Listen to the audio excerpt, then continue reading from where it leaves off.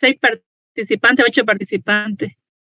¿Estaba bien el link en su WhatsApp? Es que no estoy en el grupo de WhatsApp. Entraron bien, ¿no es cierto? No es ningún problema, ¿no?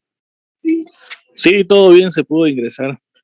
Ya, ¿qué iremos a hacer? Como somos pocos, pondré el video de conciliación y lo comentamos.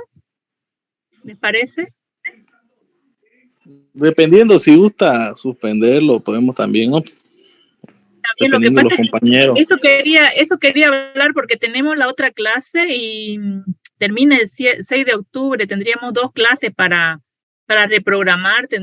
Ustedes si pueden conversar o si me pueden agregar al grupo de WhatsApp para poder coordinar la fecha de la nueva clase. Somos muy pocos. ¿Cuál es su número, doctora? Porque usted está en el grupo. Sí, yo, lo que pasa es que cambié de número. Le voy a decir a la licenciada que me ponga en el grupo para coordinar, por favor, la fecha de que vamos a reprogramar la clase. Somos solo, ¿cuántos? 5, creo. 10. 10 estamos en la clase. Hagamos una cosa, esta clase pongamos el video de conciliación y lo comentamos el día miércoles. Necesitamos saber también la fecha para la programación, no sé si lunes o martes o el día sábado para reprogramar la clase que nos falta. El lunes, doctora. El lunes, ¿no? Eso quisiera ponerlo ya en el grupo mañana para que reprogramemos. Y el día de hoy que miren el video de conciliación para que en ese video comencemos el día miércoles. ¿Les parece? Sí, está bien. Entonces, de tarea, vamos a ver el video de conciliación que está subido en la plataforma, ¿ya? Para completar esa tarea.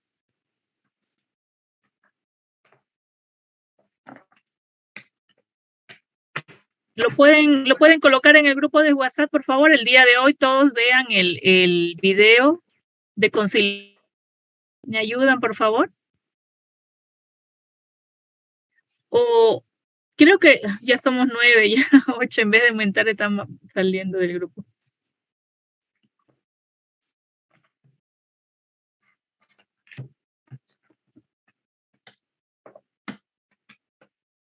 Ya, lo voy a colocar en el chat para los que van ingresando lo puedan leer.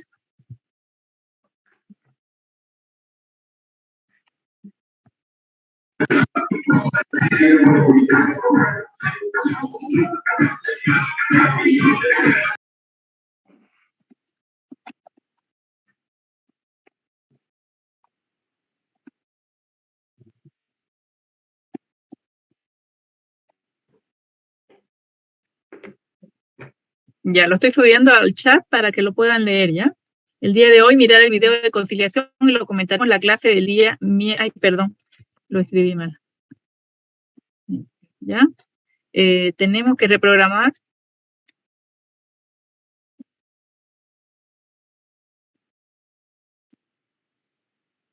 la clase. Tenemos que reprogramar una clase.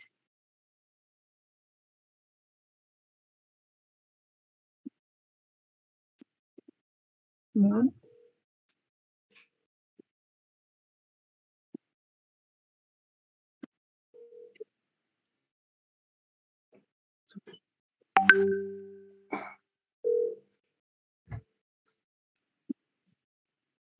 Buenas noches, doctora. Serían 2 clases, ¿no? Para reprogramar. No, el día de hoy estamos dando la tarea de que vean en la conciliación completo el video, ¿ya? Ah, perfecto. Gracias. Esta es tarea para el foro también, ¿ya? Ver el video de conciliación. Lo vamos a comentar el día miércoles. Entonces tenemos una clase y no sé qué día ponerla, si lunes o sábado, dependiendo del horario que ustedes tengan disponible, ¿no? Yo opino por el lunes, doctora. Pero Jueves, doctora. Miércoles, jueves. Lunes, doctora, lunes, por favor. Que tiene que ser la mayoría, no puedo en este momento poner lunes y que la mayoría diga otra cosa, ¿no? Por eso quiero que si lo pueden ver en el grupo de WhatsApp, para que se pongan de acuerdo y ponerlo para el día lunes, pero tendríamos que decidirlo, hoy es viernes, tendríamos que decidirlo hasta mañana, en la mañana, ¿ya? Para que el día lunes todos estén, o día martes, ¿no? En el mismo horario. El lunes estaría bien, doctora, creo que para tener continuidad con la clase el miércoles y el día viernes. Sí, no, por mí no hay problema, pero la mayoría tienen a veces algún compromiso, ¿no? Entonces, por favor, si lo pueden colocar en el grupo de WhatsApp, yo enseguida le voy a decir a la licenciada que me coloque en el grupo de WhatsApp. Pero si no tienen problema, yo estoy con el horario para verlo el video. ¿Lo puedo colocar el video? O si ustedes lo pueden colocar en la plataforma. ¿Qué tiempo dura el video, doctora? Es largo, ¿no? Más de 1 hora. Hay que verlo en la casa, entonces, detenidamente. Sí, exactamente. Entonces eso lo pueden ver y ir haciendo los foros, ¿no? Eso sería.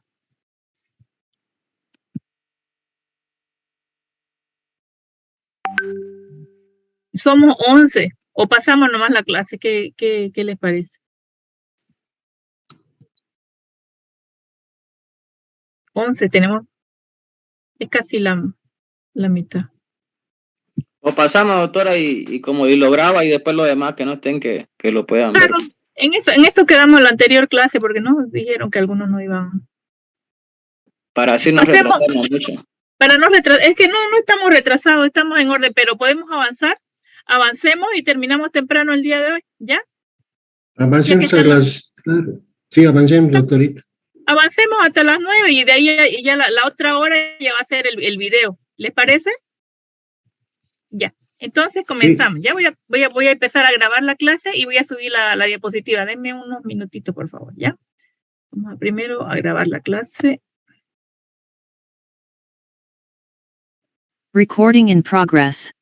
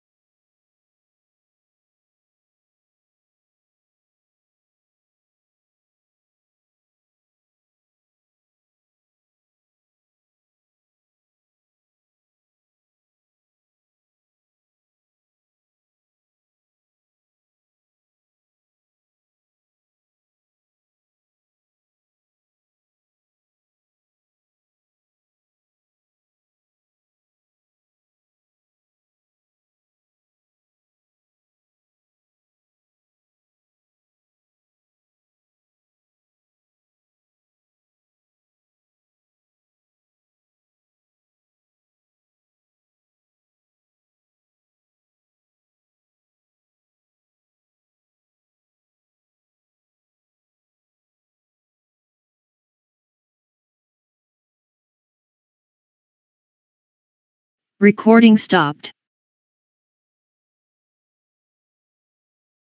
Recording in progress.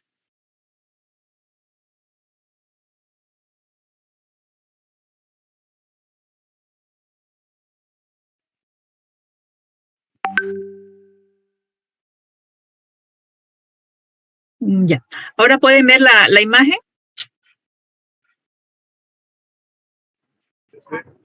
Ya. Se puede ver, ¿no? Gracias. Muy amable. Gracias. Este es el principio de legalidad. Ya estamos grabando la clase del día de hoy, viernes. La primera hora vamos a avanzar estos principios que nos hemos quedado en la anterior clase. Vimos el principio dispositivo. Hemos avanzado en la anterior clase y ya lo pasamos. Y nos estábamos hablando ya sobre el principio de dirección, ¿no? Solamente vamos a hacer un pequeño repasito que consiste en la potestad de la autoridad jurisdiccional para encaminar las actuaciones procesales de manera eficaz y eficiente y ordena a las partes, sus apoderados y abogados al cumplimiento de las disposiciones legales.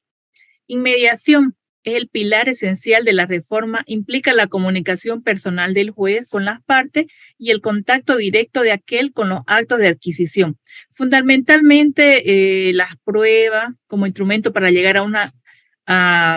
quiere decir que el juez esté en contacto directo con las partes y los abogados. Eso es lo principal de este principio, ¿no? De inmediación. Se define el principio de inmediación en sentido estricto y solo con referencia a los procesos dominados por el signo de oralidad, como aquel que exige el contacto directo y personal del juez o tribunal con las partes y con todo el material del proceso, excluyendo cualquier medio directo de conocimiento judicial, ¿no?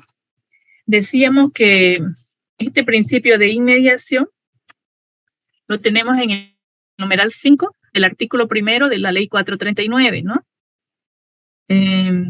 Permite el contacto personal y directo con las partes en las audiencias, con la prueba y los hechos que se alegan en el proceso, excepto en los actos procesales que deban cumplirse por comisión fuera de la jurisdicción del juzgado. Quiere decir que de forma personal el juez debe examinar toda la prueba, debe estar presente en todas las audiencias. Entonces, es lo principal de este principio, que no puede ser pasado por alto, ¿no? No puede ser pasado por alto. Tiene que cumplirse al pie de la letra el principio de inmediación, bajo causal de nulidad. Se señalan como características de la inmediación lo siguiente: la presencia de los sujetos procesales ante el juez. Tiene que estar en presencia del juez tanto las partes como sus abogados. La falta de un intermediario judicial entre las cosas y las personas del proceso y el juez. La identidad física entre el juez que tuvo contacto con las partes y el que dictará la sentencia, porque no puede ser posible que otro juez que no haya visto la prueba sea quien dicte la sentencia, ¿no es cierto? Tiene que ser el mismo juez que vio, revisó, estuvo presente en las audiencias. Esto es el principio sagrado de inmediación, ¿no?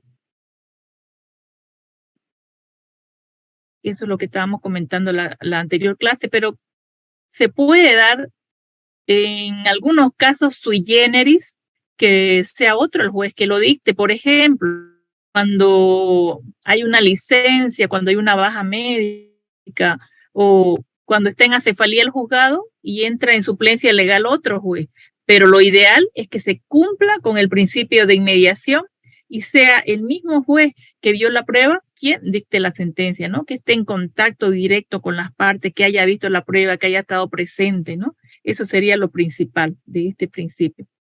El siguiente principio, el de concentración, muy importante también, determina la conjunción de la actividad procesal en el menor número posible de actos para evitar su dispersión. Aunque el principio de concentración puede aplicarse al proceso escrito, desempeña mejor papel en el proceso oral.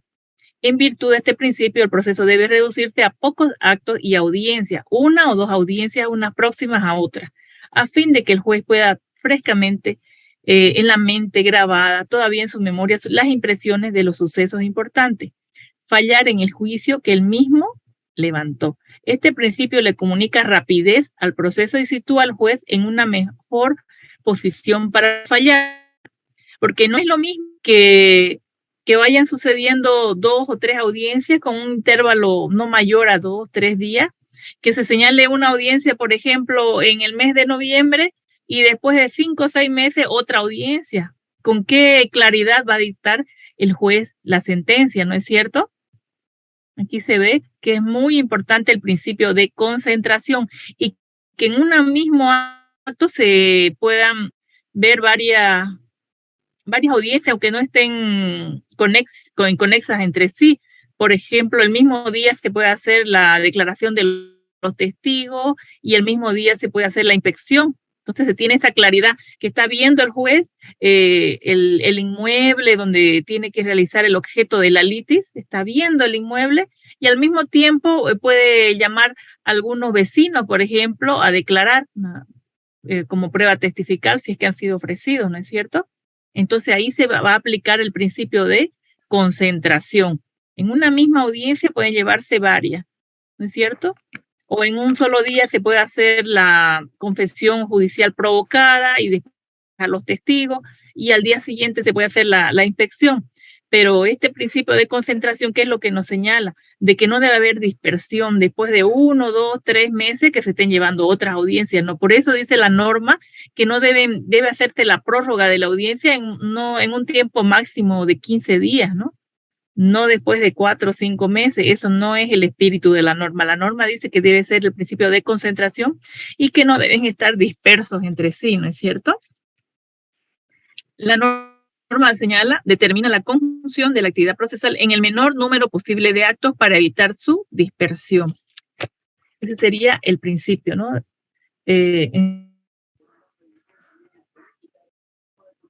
Buenas noches, doctora. Buenas noches. Estamos hablando del principio de concentración. ¿Quiere hacer alguna? Sí. La palabra. Puede. Sí, doctora, buenas noches. Me estoy acoplando.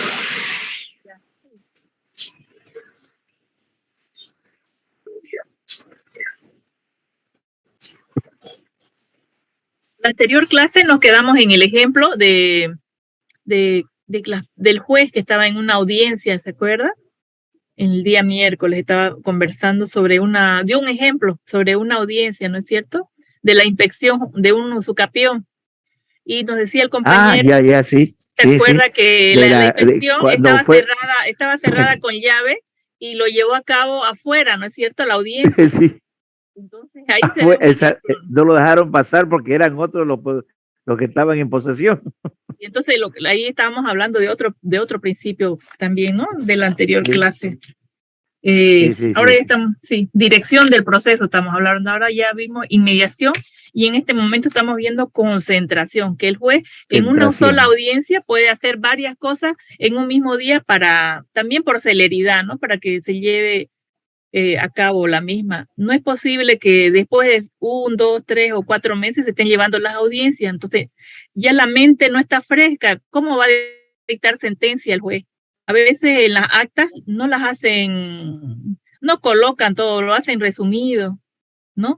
Y la memoria debe estar fresca para llevar a cabo las audiencias, tanto testificales, de inspección judicial, confesión provocada. Sí, porque normalmente el juez cuando lo deja mucho tiempo, ¿dónde nos quedamos? Pregunta después, ¿no? ¿Dónde nos quedamos la anterior audiencia? Ya se olvida. Eso es lo importante.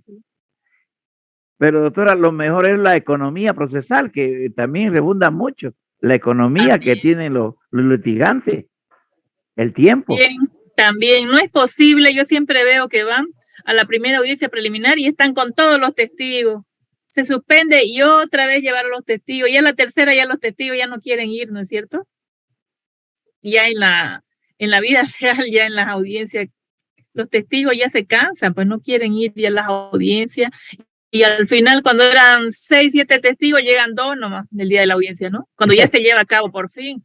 Porque suspenden las audiencias, ¿no? Entonces, este principio de concentración debe ser cumplido, ¿no? Es lo principal, que esté fresca la memoria para poder dictar una sentencia, ¿no?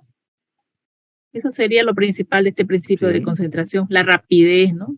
Celeridad, que también viene adelante la preparación del juicio con la audiencia preliminar o previa que se constituye en una saneadora y delimitadora de los términos del debate, ¿no? Para lograr la concentración del contenido del proceso se hace necesaria la preclusión, que además favorece la aceleración del procedimiento, descongestiona de nuevas pretensiones y resistencia, lo que contribuye a disminuir las costas procesales producidas a lo largo del tiempo. Señala en la Declaración de Derechos Humanos que la justicia que tarda ya no es justicia, ¿no? Cuando hay mucha retardación. Tiene la palabra Jesús Renato Jaén, doctor, tiene la palabra. Buenas noches, doctora, muchas gracias.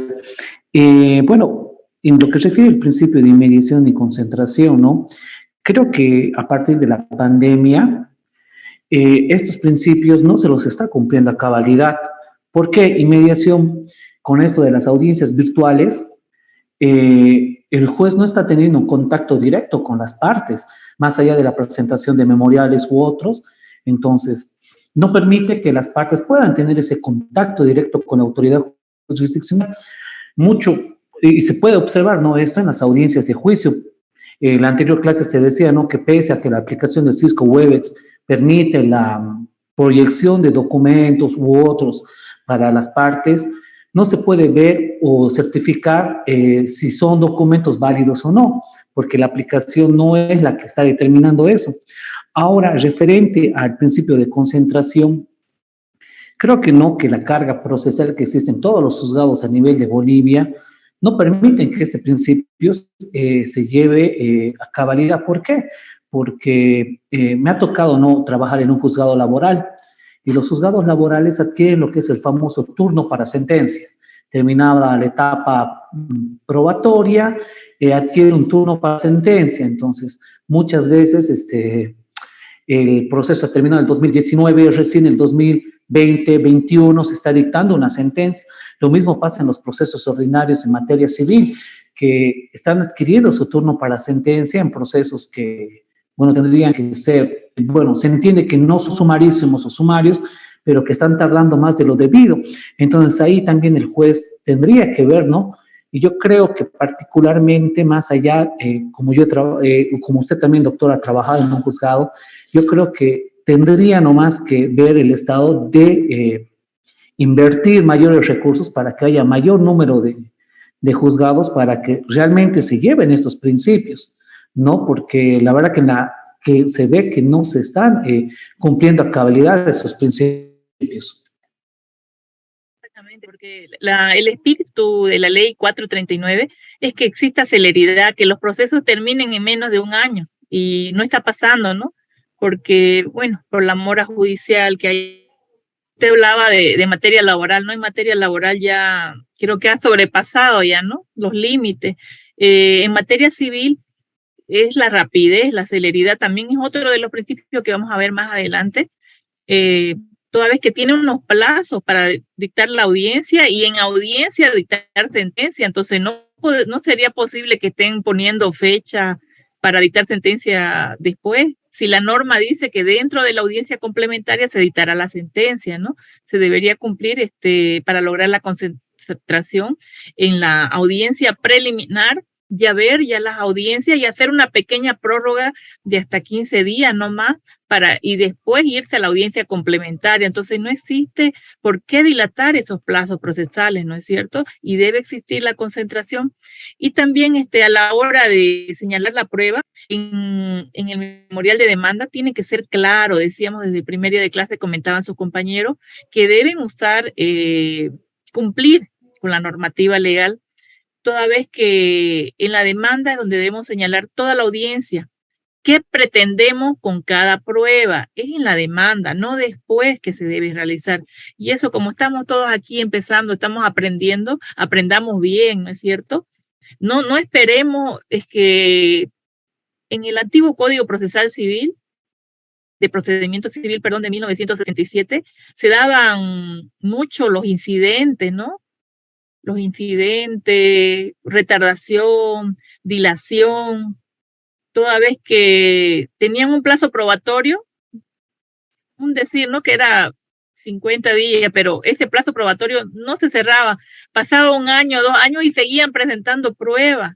Entonces, eso no se puede dar en este nuevo Código Procesal Civil, porque ya la prueba tiene que estar acompañada a la demanda. No podemos seguir presentando prueba tras prueba y no respetando, ¿no? El artículo 111 al 113 que habla sobre la prueba. Si tenemos y señalamos desde el primer memorial de la demanda, tenemos que señalar cuál es la prueba de la que nos vamos a valer, si va a ser una confesión provocada, si va a ser documental, o si tienen testificales, confesión provocada, etcétera, ¿no? También existen otros tipos de nuevas pruebas que tampoco son usadas por las partes. Y también se ve que los abogados no están usando las diligencias preliminares para ya tener su prueba, ya ir al proceso con la prueba, ¿no es cierto? Sabemos que en nuestras instituciones no están cumpliendo, por ejemplo, una certificación a derechos reales, no tarda 5 días, ¿no es cierto? A veces pasan 30 días, 40 días o más, ¿no? Porque hay mucha retardación. En derechos reales, sí, para obtener una certificación, una tradición, 30añal, o 30añal tarda, ¿no? No salen 5 días. Entonces, imagínense si lo estamos pidiendo recién en el día de la audiencia preliminar, vamos a retardar pues la audiencia complementaria hasta que aparezca esa prueba, porque hay casos en los que se necesita esa prueba de una certificación de derechos reales y sin ella no se puede dictar sentencia, ¿no es cierto?, para ver el estado actual del inmueble por un mejor derecho propietario, ¿no? Entonces, bueno, que toda la prueba ya esté anexada a la demanda, y para no incurrir en la falta del principio de concentración, el juez debe señalar las audiencias que sean, tengan un intervalo, ¿no? A veces, ¿qué es lo que pasa? Se señala una audiencia, esa audiencia se suspende porque no van las partes o porque no existe la notificación y la agenda ya está llena. Entonces, no es posible señalar en ese intervalo de 3, 4, 5 días y a veces es después de un mes, ¿no es cierto? El doctor Frank, que está llevando proceso, Camilo, perdón, ha llevado proceso, ¿no es cierto? ¿Cuánto tardan en señalar una audiencia? A ver aquí, para que todos puedan escuchar. Doctora. Y eso que me temía que iba a hablar así. Si nos vamos al juzgado 10º, que estaba el doctor Araúz, le tiraba a mes a mes, lo de que llaman la audiencia. Doctora, mire, en proceso agrario hemos llevado el 1 de septiembre y nos han señalado la audiencia la próxima para el 31 de octubre, en 2 meses. 2 meses. Y los procesos agrarios son orales también, doctora. Sí, ¿No es verdad? Eso quería para que escuchen todos los compañeros. Claro, en los procesos civiles, mire, ahorita estamos esperando un señalamiento de audiencia. Bueno, ya lo sacaron al juez, ¿no? al doctor Ceballos, y no la están fijando hasta la fecha. Ya tenemos, creo que 6 meses ahí esperando. Mire usted. Entonces, prácticamente no están cumpliendo, como dice usted, las normas procesales. ¿Cómo se llama? Lo que dice el impulso procesal que se le debe dar, como está normado en el artículo 1, ¿no es verdad?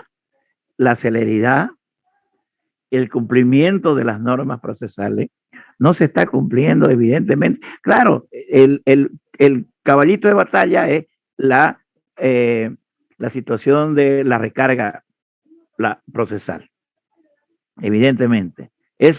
Pero mire, inclusive hay audiencias, yo me veo en familia, que a las 8:30, a las 8:15 la fijan la audiencia. Y llega a las 9, no la empiezan. No la empiezan. Nunca la empiezan a la hora. ¿No es verdad? Entonces dice, y mire usted, el juez dice, esperen todavía, no ha llegado o falta algo.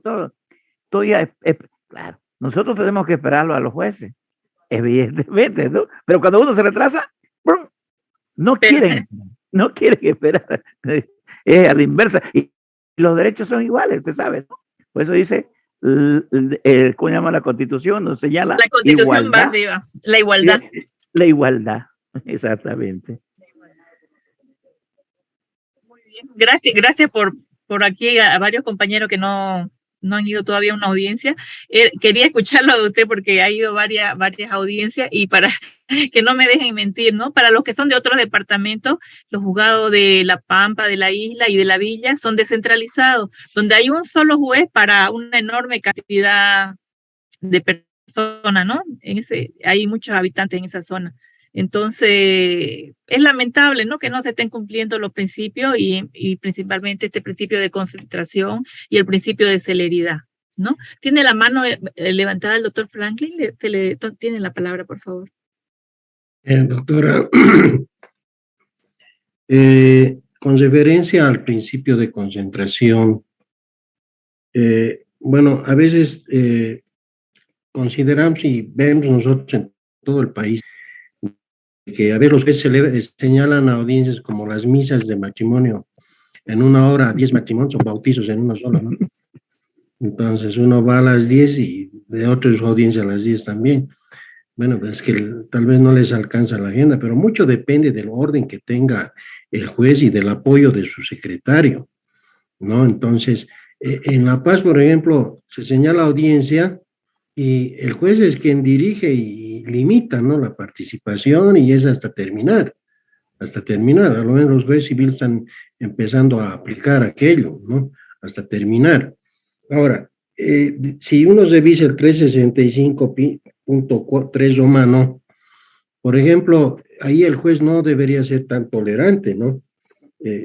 Ahí, por ejemplo, dice, ante la inasistencia no justificada de la parte actora, o sea conveniente, se tendrá como desistimiento de la pretensión, ¿no? Entonces ahí ya termina el proceso con todos sus efectos. Si la ausencia injustificada fuera de la parte demandada, en la nueva audiencia faculta a la autoridad judicial a dictar sentencia de inmediato.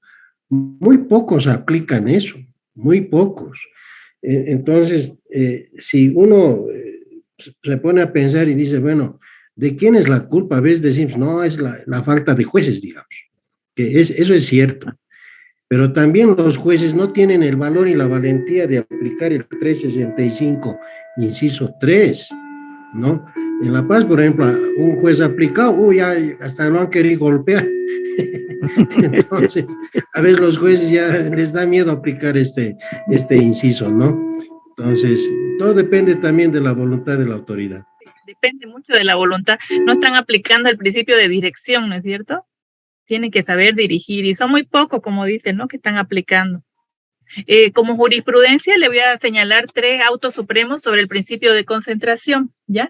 El auto supremo 524 quebrado 2016, del 16 de mayo 2016, auto supremo 1278 quebrado 2016, de 7 de noviembre de 2016, y auto supremo 506 quebrado 2016, del 16 de mayo 2016. ¿Qué nos señala?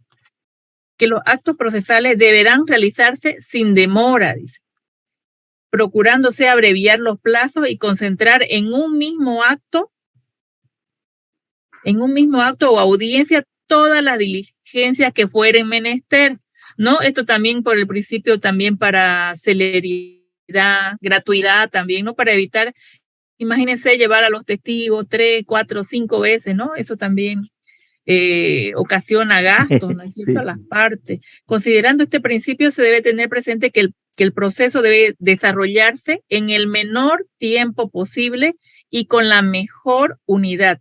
El mismo se encuentra estrechamente relacionado con el principio de celeridad. Al respecto, Hernando Echandia, el autor Echandia, señala: teoría general del proceso refiere que se debe procurar que el proceso se desenvuelva sin solución de continuidad y evitando que las cuestiones accidentales o incidentales entorpezcan el estudio de lo fundamental, lo cual solo se obtiene restringiendo el derecho de interponer los incidentes. Aquí es muy importante evitar los incidentes. El juez, también aplicando el principio de dirección del proceso, debe rechazar in limine, ¿no? Porque ya también por el principio de preclusión, ya precluye el derecho, ya estamos en otra etapa que ya ha pasado la audiencia preliminar y ya están en la prueba, entonces ya no se debe admitir otros incidentes, deberían ser rechazados in limine. Así lo señala el principio de concentración en estos autos supremos que les estoy dando lectura, ¿ya? Para que lo tengan en cuenta a la hora de fundamentar. Está ya esto en la doctrina y está hasta antes con el antiguo procedimiento y se lo sigue en nuestro nuevo código de la ley 439, ya lo tenemos en nuestros principios, que antes no estaba, ¿no? Ahora lo tenemos dentro de los principios. ¿Ya? Doctora, la palabra. Sí, mire un caso de lo que estamos hablando recientemente. Me pasó en el juzgado 10º, sí, dictó sentencia al no venir la segunda vez porque se lo conminó a que él demuestre el porqué su ausencia a la audiencia preliminar. Como dijo el compañero, el 365 numeral 3, evidentemente dice, en caso de no justificar su ausencia a la audiencia preliminar, de inmediato el juez dictará sentencia, de inmediato. Entonces, aquí resulta que en el otro juzgado, mire, en primera instancia, quisimos entrar a la audiencia preliminar, pero nos presentaron un incidente que no lo notificamos bien y todo. Bueno, le dio la razón la juez y lo anuló todito y que se lo notifique nuevamente en el domicilio. y lo habíamos notificado en el domingo. Bueno, le pasamos, se presentó. Después otra vez abandonó. Llegó la audiencia preliminar, doctora, llegó la audiencia preliminar y diga que no se presentó. No se presentó. Y notifíquelo, dijo la señora juez, notifíquelo nuevamente para que justifique su ausencia. No justificó. No justificó. Entonces la juez en la audiencia dijo, no justificó, por lo tanto voy a señalar audiencia de inspección del inmueble, dijo. Ya, se los estamos. A pesar que no, el 365 numeral 3 no dice eso. Vamos a la juez, hizo sus actos procesales la señora juez. A la vuelta, cuando hizo todos esos actos, diga que en el principio de saneamiento procesal lo anuló nuevamente todo. Lo anuló, doctora. Después que hizo su inspección, hizo todo, lo volvió a anular en todo el proceso en vía de saneamiento procesal. Dos veces anulado.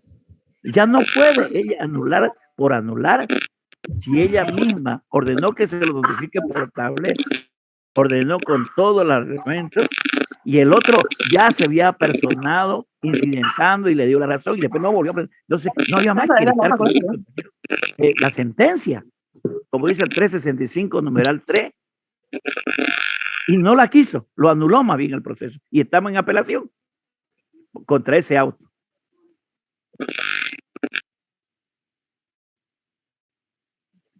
Estaba silenciando otro. Ajá. Ya, ahora sí, va a disculpar. Sí, tiene mucha razón. Están, en algunos casos se están yendo contra otros principios, ¿no? Con el principio de dirección del proceso y tiene que dirigir, se tiene que realizar lo que es la celeridad. Y ya les daba yo la jurisprudencia, ¿no es cierto? Y existe en esto de la ley 439 en su artículo 365, también antes de que se me vaya, se tiene que revisar que tienen que estar las partes dentro de la audiencia, ¿no? El espíritu de la norma, les decía, que estén presentes. Inclusive a veces se presentan con apoderado el día de la audiencia y no están presentes y tampoco justifican el por qué están con un poder. Entonces, ¿qué es lo que dice el artículo 365?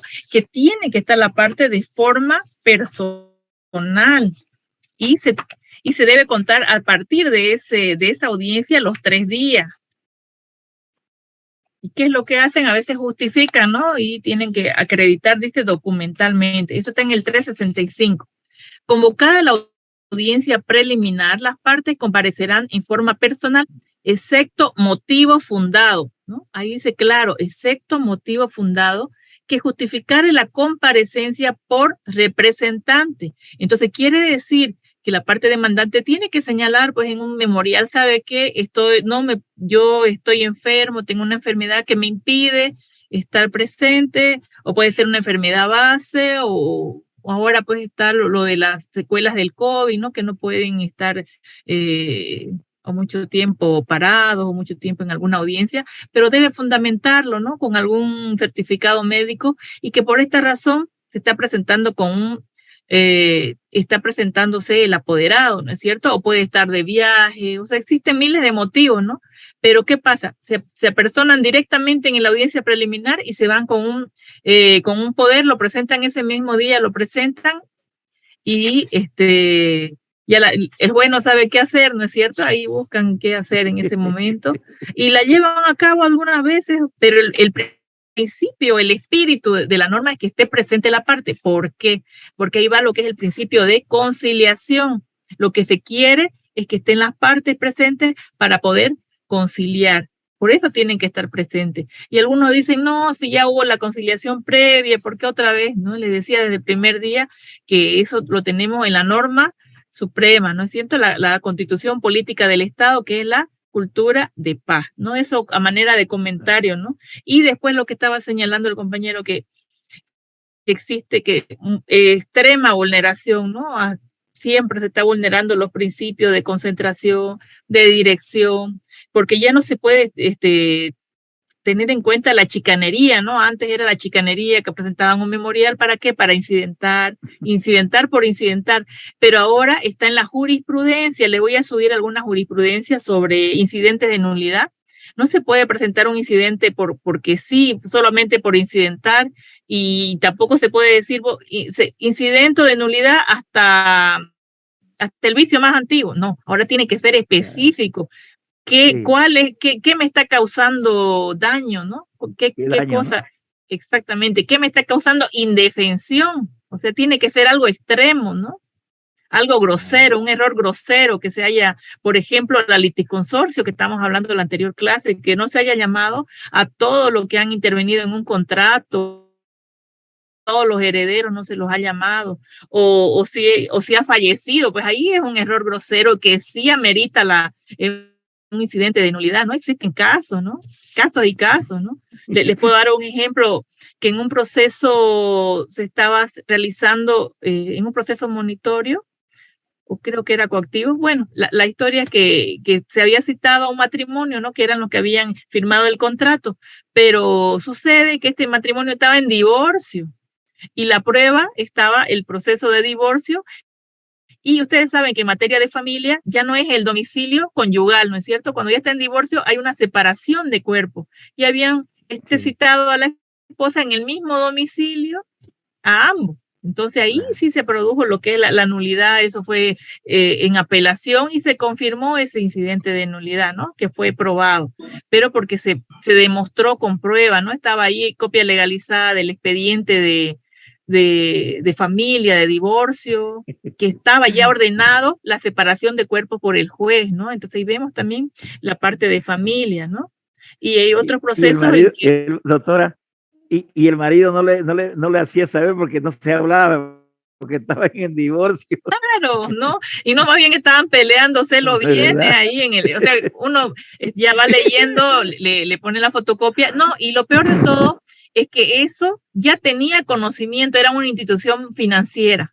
Ellos le habían dado a conocer al banco que estaban en proceso de divorcio. O sea, y demostraron adjuntando la carta, ¿no? Que se había dado a conocer, porque ustedes saben que en los bancos o cualquier institución financiera le ponen, ¿no? En una de su cláusula, el domicilio, también existe el domicilio que es el señalado en un contrato, y también dice que si usted cambia de domicilio tiene que avisar al banco, ¿no es cierto? Hay una cláusula, ellos lo habían cumplido. Entonces, hicieron saber con prueba, adjuntaron la carta y la carta notariada de que sí habían hecho saber al banco de que estaban en proceso de divorcio y que ya no era su domicilio, y eso fue antes de presentar la demanda. Entonces, la institución financiera ya tenía conocimiento, y por eso que se dio lo que es la nulidad en ese caso, ¿no? Y también hicieron alguna acción de amparo en ese proceso. Eso sería una de las causales para la nulidad. En otro caso, la persona le comentaba que estaba en la cárcel en otro país. También presentó prueba documental de que él no estaba en ese momento en Bolivia, ni siquiera en Bolivia, ni en su casa, no estaba en otro país y estaba sufriendo pena privativa de libertad, ¿no es cierto? Entonces él demostró, se anuló y otra vez se realizó lo que es la citación, ¿no? Para que sea legal, porque sabemos que la indefensión, eso está en la Declaración de los Derechos Humanos, ¿no? Entonces no se puede ir contra la Constitución Política del Estado, es un derecho, ¿no? La debida defensa, defensión. Entonces eso está castigado con la nulidad, ¿ya? O que está de viaje en otro país y demuestra con un boleto de viaje, ¿no? O un certificado de migración que no se encontraba en el país y era de conocimiento de la otra parte, porque también existe la mala fe, ¿no? Del demandante, que a sabiendas realiza un proceso cuando sabe que a veces también hasta por evitar los edictos de prensa, a veces quieren ahorrarse, ¿no? Y no quieren hacer los edictos de prensa. Entonces vemos que eso también está castigado, ¿no? Está penado con la nulidad, pero son excepciones, ¿no? No son todos los casos, y a veces existen abogados que son chicaneros, que van haciendo incidentes, por ejemplo, no le puso una coma, no le puso el nombre completo, le faltó una S y ya están planteando nulidad, ¿no es cierto? De cada artículo, perdón, de cada decreto ya plantean una nulidad, ¿no? Existen casos así que ya tienen más de 3, 4 cuerpos y es por los incidentes de nulidad. Entonces el juez tiene que estar preparado para saber cuál rechazar en límite y cuándo tiene que ser promovido el mismo, ¿no es cierto? Creo que tiene levantada la mano el doctor Franklin o es del anterior B. Ajá, doctora. No, quería preguntarle. Dígame, tiene la palabra. Bueno, en las audiencias preliminares, lógicamente acá en La Paz los jueces piden la presencia de las partes, ¿no? Y el juez ya suspendió 2, 3 veces porque el poderdante no se presentó porque es una persona de la tercera edad. Entonces, el abogado le dice al juez, va a ser su responsabilidad si por la altura él muere, porque él es de la tercera edad y viene él de Cochabamba. Y usted está empecinado en que él se presente a la audiencia. Yo tengo el poder, tengo las facultades, pero si usted va a volver a suspender, usted va a ser responsable si a él le da un paro, le pasa algo. ¿Cómo resolvemos aquello? Ya, es lo que le estaba comentando, ¿no? Que tiene que probar, por ejemplo, con un certificado médico que por la altura, él no puede presentarse y es de la tercera edad. Entonces ese caso está aprobado, ¿no es cierto? Que puede ser con un poder, pero hay que avisarlo. Por ejemplo, aquí en Santa Cruz es al revés, más bien se apersonan directo con el poder y no acreditan. ¿Por qué? Por lo que sea, no quieren estar presentes y lo dejan ahí sin el poder. Y también cuando le comento, cuando recién estaba la nueva ley, la 439, en los primeros meses del año 2016, a veces también para suspender las audiencias, es que aquí sí que son incidentistas por excelencia, para suspender las audiencias se presentaban sin el abogado, venía la parte sin el abogado, o venía el abogado sin la parte, y así se suspendían 1, 2, 3, como estaba nueva la ley, le daban curso, pero ahora ya está más estricto, ¿no? Ahora no viene, se suspende y días para que fundamente, ¿no? Están más estrictos. No sé cómo están haciendo allá en La Paz, pero aquí ya están más estrictos ahora, sí. Pero antes no, antes le daban hasta 5 o 6 veces, pero ahora ya no se presentan, le dan los 3 días, lo notifican, le dan los 3 días para que fundamente, y si no, ya te lo da por como ya por extinguido, ¿no? O sea, el poder con la prueba, ¿no? Claro, con algo fundamentando, por ejemplo, si es que es por viaje, si es porque está en otra ciudad, pues si es por trabajo. Alguna vez me han dicho que estaban con COVID en algún proceso y presentaron el poder. Se personó el abogado, ¿no? Con un poder. Bueno, gracias. Pero le di cuento que antes hacían unas 5 o 6 veces tenían que y entonces es por eso que le decía que los testigos se cansan, porque la audiencia preliminar se van con los testigos, ¿no es cierto? Iban 1, 2, 3 veces y yo veía, ¿no? Que eran más de 6 testigos y el día que ya se llevó la audiencia, 2 testigos ya no había más testigos. Entonces eso cansa, entonces ahí se está vulnerando el principio de concentración y eso es lo que hay que evitar, ¿no? Hay que evitar eso, hay que hacer que no se suspendan las audiencias, el juez tiene que estar ahí aplicando el principio de dirección, ¿no? Viendo que ya estén notificadas las partes, igual los abogados, ¿no? Si ya está señalada la audiencia, ver que estén notificadas las partes para la audiencia para que no se esté suspendiendo por falta de una notificación, ¿no? Eso. Sí. Doctora, en un caso que está ahorita en un juzgado, sucedió unos hechos, como dice usted, una chicanería increíble. Resulta que, bueno, le concede la apelación bajo el artículo de proveer los recaudos correspondientes para elevar al superior en grado y se va a la revisión. Le da plazo 2 días para que pueda tener los recaudos. Y como dice usted, la chicanería, al orden del día, bueno, ya iba a salir el expediente, lo notificaba en tablero y metía un memorial a otra parte para que el expediente esté adentro y no pueda él pagar los recaudos, para que precluya su derecho a la apelación. Y eso en combinación de los funcionarios, de algunos funcionarios, no voy a decir todo, pero algunos funcionarios, y le negaron absolutamente la apelación. Hubo una discusión. En el mismo expediente, como hay un abogado de oficio nombrado en el caso de defender a uno que no lo conocían, el abogado de oficio apela y le dice el juez también que provea los recaudos al apelante. Y el abogado de oficio, señor, yo la Constitución soy abogado de oficio, soy abogado gratuito, nadie me está pagando, solo lo hago por el principio de legalidad y constitucional de defender a este señor, porque así me nombraron. No tengo por qué poner yo de mi bolsillo, ¿cómo se llama? Los recaudos. No, tiene que poner, y también le negaron la apelación al abogado de oficio, y con el fin de que no, usted a su debido tiempo no proporcionó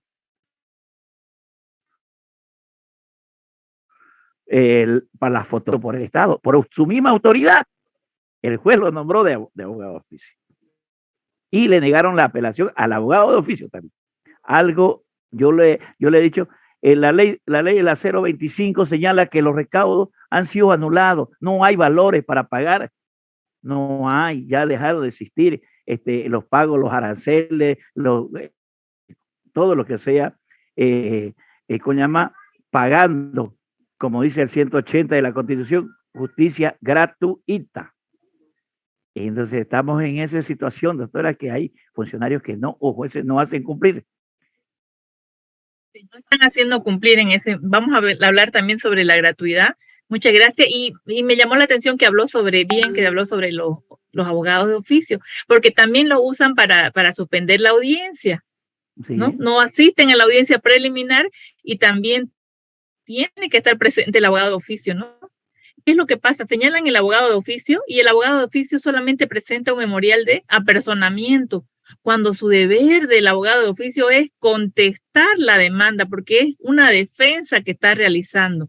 Entonces ahí también se está vulnerando los principios también de legalidad, de proteccionismo hacia la persona que no está presente, ¿no? Y lo están usando también para suspender las audiencias. Entonces ahí se está vulnerando el principio de concentración, de inmediación, de celeridad, ¿no? Jesús Renato Jaén tiene la palabra. Doctora, perdón, no me ha quedado muy claro lo que antecede el doctor, si no me equivoco, Franklin. Cuando, por ejemplo, tengo entendido que el poder es una representación, o sea, para que un abogado se apersone dentro del proceso es necesario causales, o sea, no simplemente basta con que el abogado se apersone aún en la audiencia, porque, bueno, me ha tocado ver en algunos Sí, déjeme explicarle que lo del poder estamos hablando para la audiencia, la primera audiencia preliminar. Exacto, justamente. Puede presentarse en la fase escrita, es irrestricto, pero el de la audiencia preliminar tiene que estar presente la parte. Y eso no lo están realizando. Ya, doctora, gracias. Esa era mi duda. O sea, por más que tenga poder de representación, el abogado sí o sí tiene que estar. O sea, no es que fundamente, pero tiene que decir en un memorial por qué se va a presentar el apoderado. ¿Por qué? Se lo voy a leer, lo tengo aquí a la mano, el 365. Si no me equivoco, aquí. Ya, dice el 365, el parágrafo primero romano, dice: convocada la audiencia preliminar, las partes comparecerán de forma personal, dice, de forma personal, excepto, dice, motivo fundado que justificare la comparecencia por representante.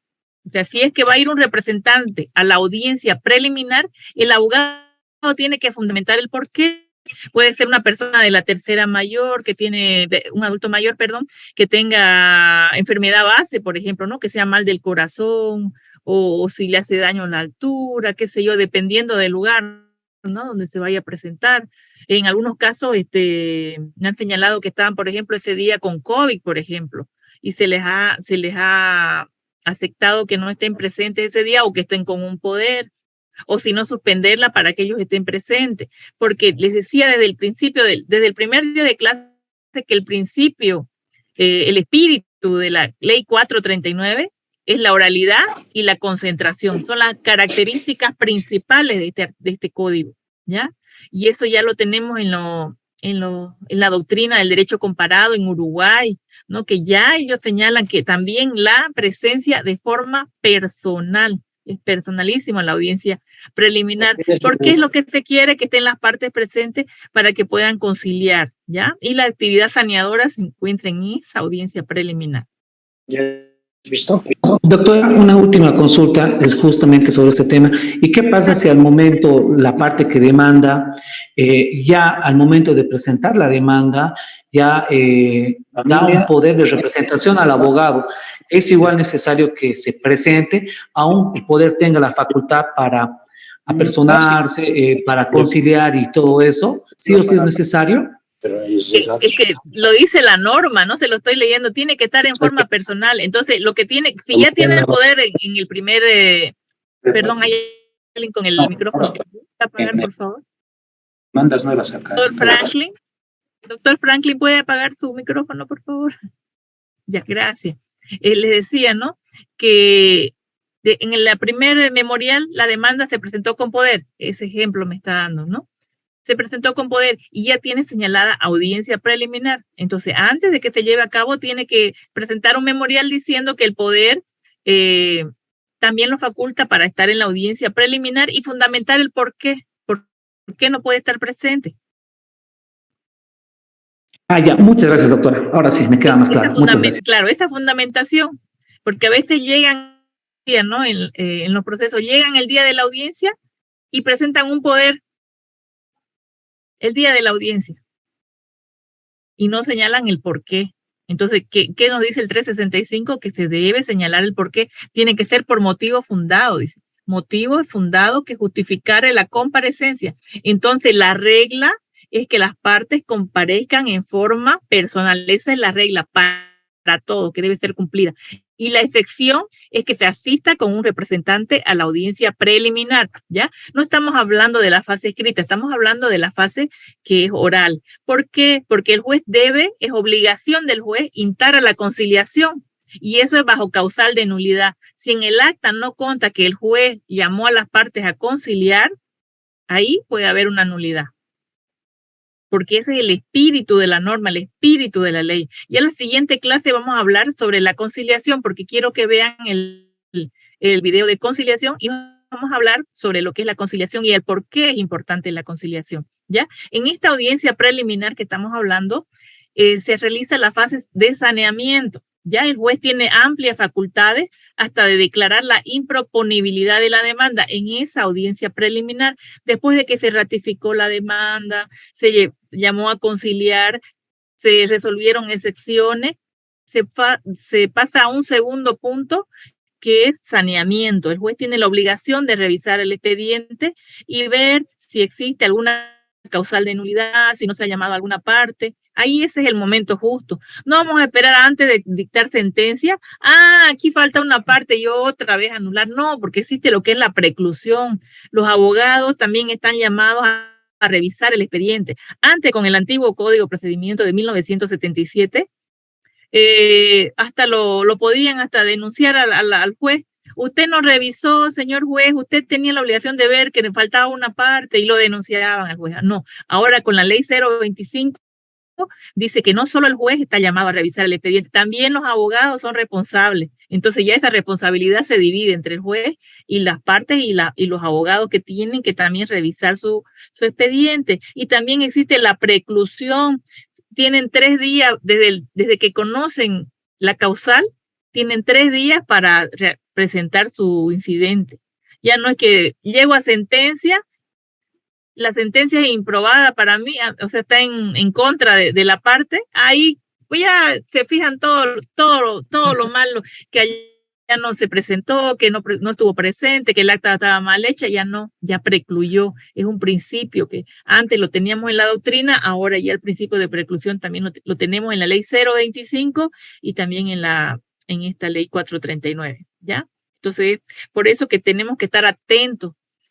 Si no se notificó, si no se remitió algún actuado en su momento, los abogados tienen que estar atentos, ¿no? Cuando no sean, les digo, esos errores groseros como indefensión, precluye todos esos derechos. El de indefensión, eso quería darle, antes de que me vaya a olvidar, hablar sobre, antes de que me olvide, el Auto Supremo 524, quebrado 2016, nombra al autor Gonzalo Castellano. Y el autor Gonzalo Castellano sobre este principio de concentración dice lo siguiente. Dice en su libro Análisis Doctrinal del Nuevo Código Procesal Civil, refiere lo siguiente. El principio de concentración, dice, principio que tiene como objetivo, ¿cuál es el objetivo de este principio? Acelerar el proceso, eliminando trámites que no sean indispensables, agrupando en un solo acto la mayor cantidad de actuaciones procesales y así evitar la realización de actividades dispersas, ¿no? Que en un día se haga, ¿qué es lo que hacen? A veces he visto en las audiencias, lo que señalaban de ejemplo sus compañeros, que a la misma hora 3, 4, 5 audiencias, ¿no? Y también a veces señalan un día feriado audiencia, ¿no es cierto? Y para que señale nueva audiencia de aquí 30 días, 30 días, 30 días, ¿no? Y nunca se señala, nunca se llega a la audiencia, ¿no? Por eso le decía que se cansan los testigos, se cansa la prueba y la prueba también se pierde, ¿no? No es lo mismo, por ejemplo, en una reparación de daños y perjuicios sobre un inmueble, por ejemplo, que tiene un daño el inmueble. No es lo mismo que lo veamos dentro de una semana que después de un año ya no hay, ya lo han pintado, ya lo han arreglado el domicilio, ya no está igual como el día que se realizó el daño, ¿no es cierto? Por ejemplo, si hay una construcción fuera de norma, ya no va a estar, no es igual ahora que después de 5 o 6 meses, ¿no es cierto? Cambia. O puede también, si estaba mal ya cayéndose y después de la lluvia quedó peor también, ¿no? Entonces, no sabemos quién hizo el daño, si fue por el paso del tiempo o por alguna lluvia, qué sé yo, algún mal tiempo, ¿no? Esto lo señala Gonzalo Castellano, ¿no? Que se debe evitar la realización de actuaciones dispersas que conlleva a la dilación, dicen, la tramitación del proceso en desmedro del principio de celeridad procesal. Van ligados, ¿no? Concentración con celeridad. Esto lo tenemos en esos autos supremos que le acabo de señalar. Es bien amplia, está en la doctrina, lo pueden encontrar, lo pueden buscar también en la jurisprudencia. Y para completar también ello, que siempre está la norma suprema por encima de todo, y el bloque de constitucionalidad, les voy a leer lo siguiente, señala, así debe mencionarse los artículos 13 y 256 de la Constitución Política del Estado, que introducen 2 principios que guían de los derechos fundamentales, la interpretación pro homine y la interpretación conforme a los pactos internacionales sobre derechos humanos, a lo que debe añadirse el principio de progresividad.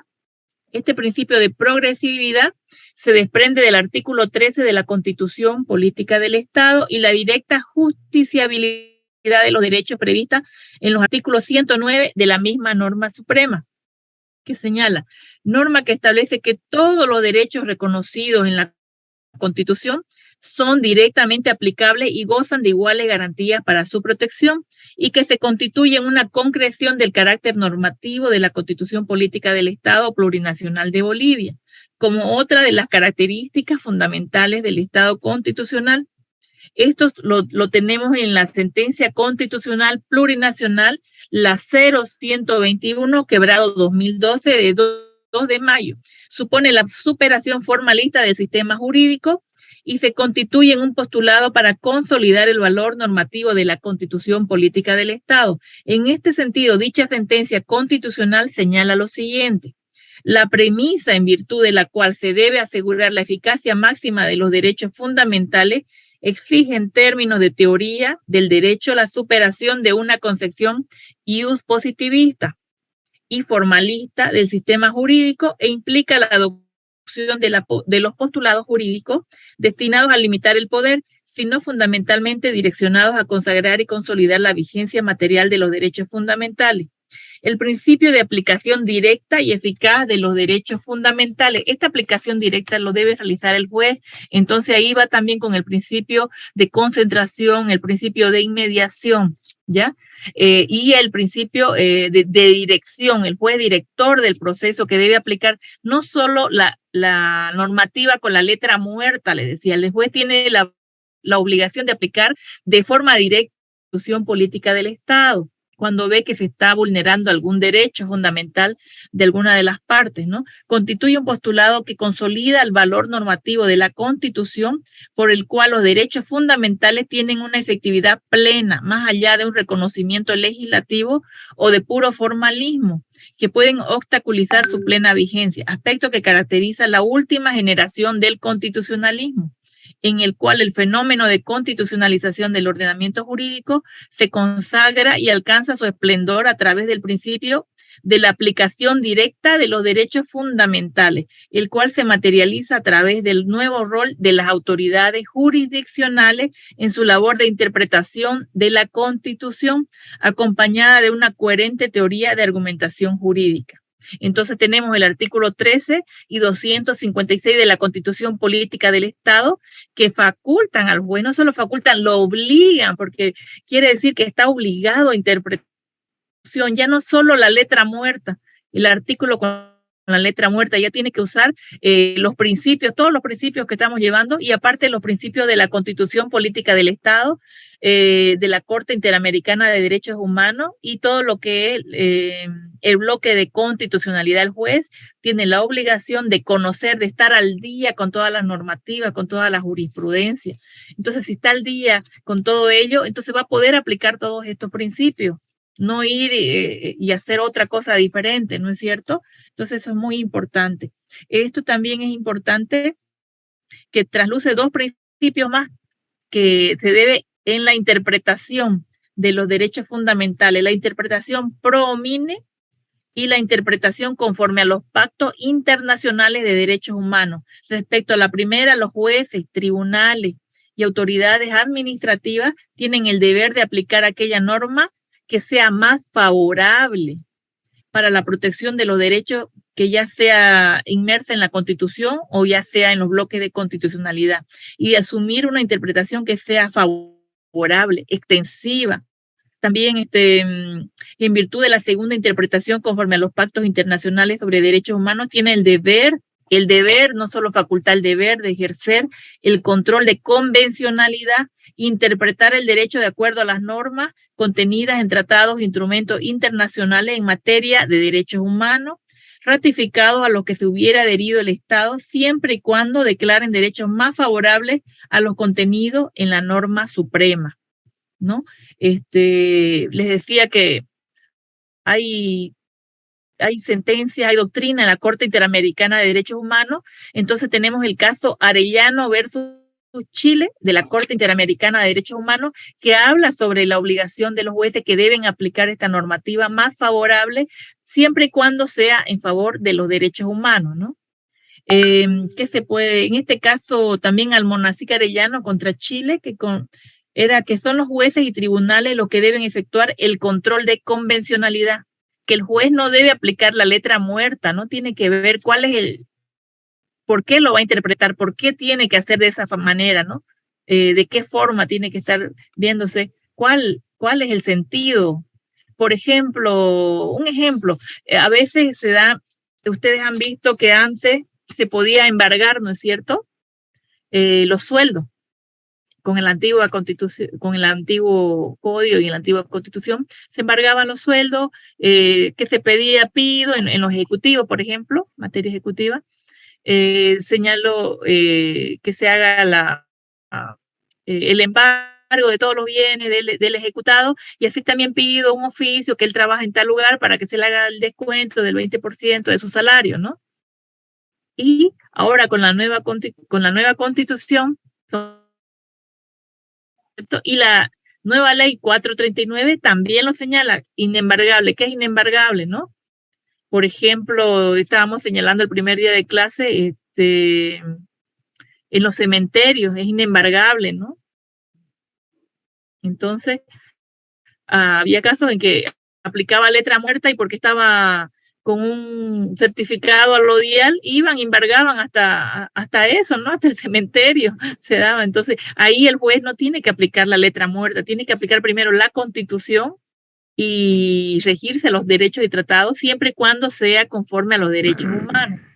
Eso sí, no es que en todos los casos va a aplicar, tiene que ser solamente cuando se esté vulnerando los derechos humanos, ¿no? En este caso, por ejemplo, una cuenta bancaria, han embargado una cuenta bancaria en congelamiento de cuentas, ¿no? Que es lo más usual. Y en esta cuenta bancaria a una señora le están depositando sobre, por ejemplo, asistencia familiar, que es inembargable. ¿No? Entonces el juez tiene que aplicar directamente. ¿Y qué es lo que pasa que he visto? Traslado, que no sé qué, que primero certifique. No, está el juez ahí para aplicar primero los derechos humanos. Se está afectando el derecho de un menor, asistencia familiar. Entonces tiene que estar ahí atento con los principios de dirección del proceso, ¿no? Primero se aplica la norma de derechos humanos y después se investiga, ¿no? Les estaba contando también sobre en un caso que hubo mucha retardación de justicia, que no se aplicaron los principios y los derechos,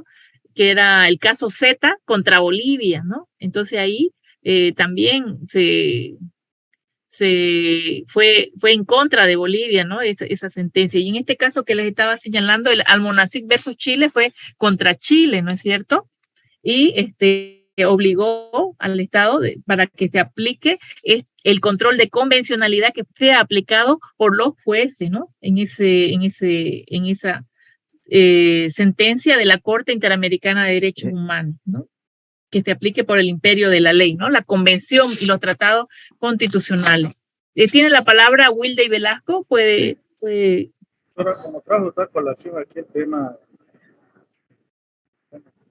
laboral en cuanto al sueldo, si hay esta situación, por ejemplo, partamos de que el sueldo es parte de los bienes gananciales. Cuando hay una demanda de divorcio, como medida cautelar, se pide, digamos, que el marido no vacíe sus cuentas. ¿Procede ahí, doctora? ¿O? ¿Puede hablar un poquito más fuerte, que está entrecortado? ¿Lo puede repetirlo al final, por favor? Un poquito más fuerte. ¿Hasta dónde me escuchó, doctora? Estaba hablando sobre los salarios y ahí se cortó. Va a disculpar, está el internet lento, no sé si el internet o su no. Lo que decía, digamos, en cuanto a los salarios, en un matrimonio son un bien ganancial, ¿correcto? Sí, correcto. Ya, en caso de que haya un divorcio, como medida cautelar se pide al señor juez que el marido no vacíe sus cuentas. Entonces, ¿cómo procede ahí si decimos también del otro lado el sueldo no se debe tocar, es embargable? Esa es mi duda.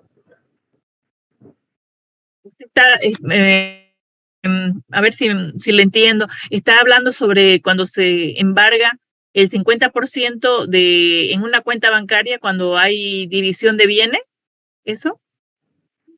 Claro, ¿no? Pero digamos la única medida es la medida cautelar que se proteja eso, digamos. No sé cómo se podría hacer. Yo creo que muchos están vulnerando los derechos, ¿no? A veces. Bueno, mi criterio propio, ¿no? Porque cada colega debe tener un criterio diferente, ¿no? Que se están vulnerando mucho. Lo que pasa es que cuando es cosa juzgada en materia de familia, y en materia de familia el juez está separando los bienes, pero están aplicando de forma directa, en materia civil, de forma directa, están aplicando ya la separación, como si fuera un juez de materia familiar, ¿no? Entonces, he visto muchos casos en que ya hay un divorcio, ya está con sentencia ejecutoriada y los bienes ya se dividieron.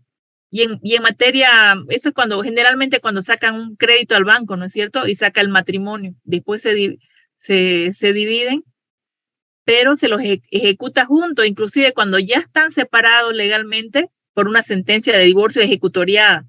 Se ve eso.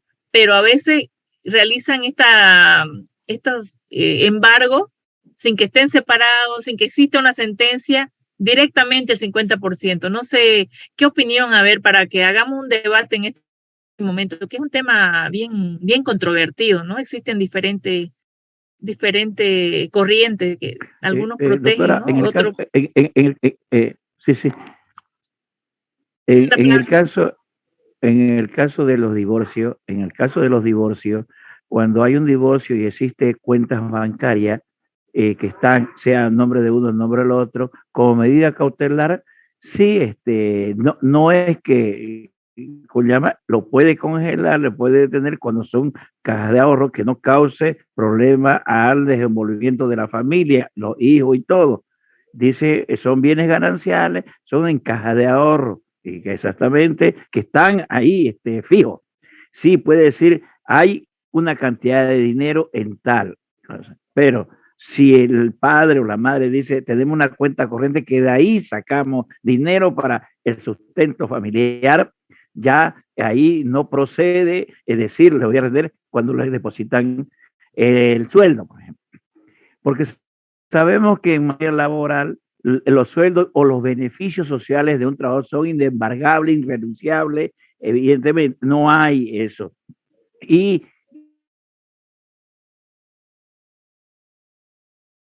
laborable y retroactivo se aplica en laboral y como, ¿no es verdad? Pero, a ver, requiere de esta otra ¿qué es norma, lo? y no puede un juez de familia retener. Sí. Lo que pasa es que no es el de familia, a veces es el juez civil que está ahí reteniendo, congelando una cuenta. Y ¿saben qué es lo difícil de probar? Que en esa cuenta, perdón que le corte, que en esa cuenta hay salario y mezclan, ¿no? Y yo he visto ya memoriales que están fundamentando ya la otra parte para retener ese bien, y dicen que desde el momento que esa cuenta ya se ingresaron, o sea, salió del salario y quedó ahí y se aumentó otro dinero, ya ese momento deja de ser salario. Es la fundamentación que realizan unos colegas.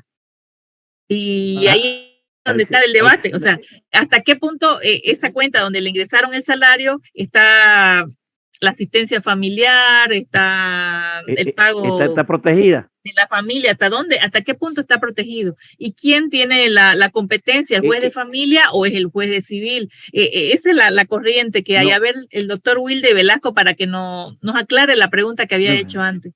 Doctor Wilde. Efectivamente, estimada doctora y compañero, digamos, lo que pasa es que yo tuve un casito donde otra patrocinada sufre bastante de violencia económica por parte de su esposo. Entonces, yo lo que le aconsejé, digamos, no sé si está bien o mal, pero efectivamente el señor tiene una sola cuenta donde ahí recibe su salario, recibe todo. Le dije, bueno, como este señor es así con usted, vamos a esperar su aguinaldo, su segundo aguinaldo, y usted le va a llevar la sorpresa con el divorcio, le vamos a custodiar esa cuenta, porque si él no le da plata para que usted se desenvuelva y tenga que prácticamente mendigarle 10 pesos para un desayuno, entonces vamos a dar donde le duele, pues, ¿no?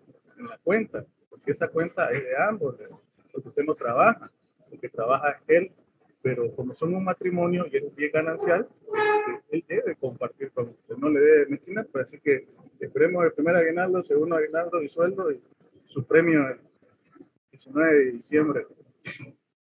Ya, ahí está la aclaración. Entonces, lo que él decía era embargar en materia familiar. En materia familiar sí se puede. En materia familiar, perdón, se puede. Es la excepción.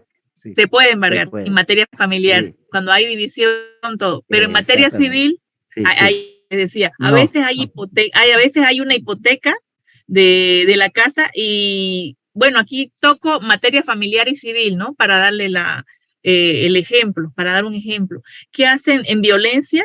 ¿Qué hace a veces, no? El marido o el esposo deja de pagar la hipoteca y le dice a la mujer, te van a sacar de la casa, lo van a rematar. Y deja de pagar. Y ahora, en materia civil, ¿qué tiene que hacer el juez? No pagan, ya se inician el proceso ejecutivo y se va a remate, ¿no es cierto? Y están en proceso de divorcio, es lo que les daba el ejemplo, están en proceso de divorcio. Y imagínense que ya llegó el divorcio y el juez dice, están separados. la deuda es 50%, 50%, y me ha tocado, he visto un caso en que la mujer, la esposa, paga su 50% y quiere retirarse ya del proceso. Pero ¿qué es lo que dice en la normativa? Se van a lo que es la normativa civil y dice que en el contrato, entonces está atado, ¿no? Ambos están atados. Entonces ahí existe como un vacío legal entre materia familiar y materia civil. Yo ya como esposa ya pagó su 50%, quiere retirarse de ahí. Y inclusive en materia familiar ya se dividió el bien, era divisible y se dividió, quiere salirse afuera. Y la institución financiera o qué sé yo, el ejecutante no lo permite porque se va a lo que es la materia civil, que es lo que señala en una normativa de nuestro Código Sustantivo, que cuando son, los garantes están atados, ¿no es cierto? Van unidos, no se puede vivir, pero aquí les acabo de señalar que no se debe interpretar la letra muerta, se debe ver los derechos también. Si es algo factible, la división ya pagó, ya se puede, ¿no es cierto? Podría.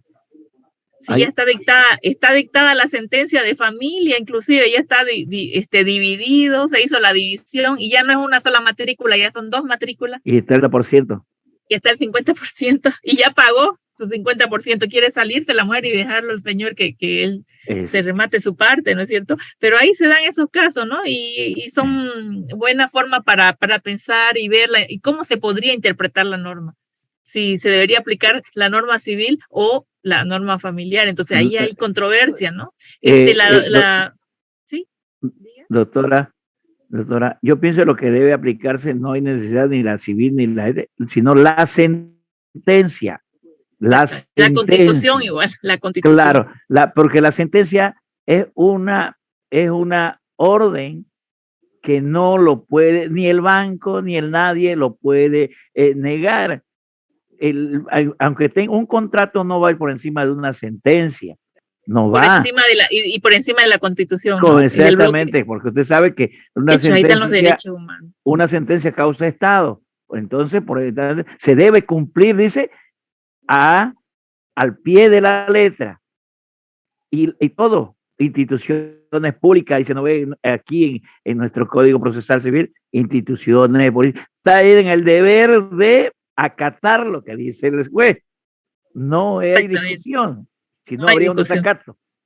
Sí. Y aparte, un ratito que le corte, y aparte de eso, aplicar lo que dice el bloque de constitucionalidad en lo que es derechos humanos, aplicarlo, esta normativa.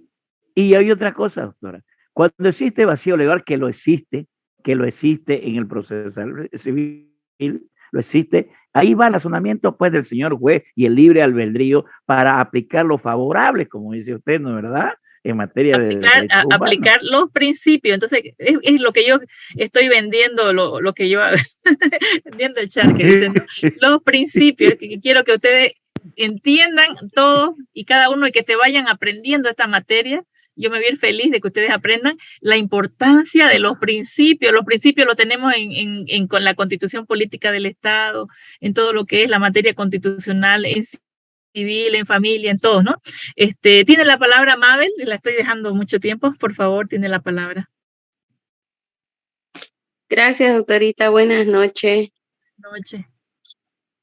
Doctorita, con respecto a este tema, del tema de los embargos, puede suceder de que solicitan la anotación preventiva por 5.300 bolivianos, es decir, una medida cautelar en el inmueble por 5.300 bolivianos, siendo que el inmueble cuesta pues más, ¿no?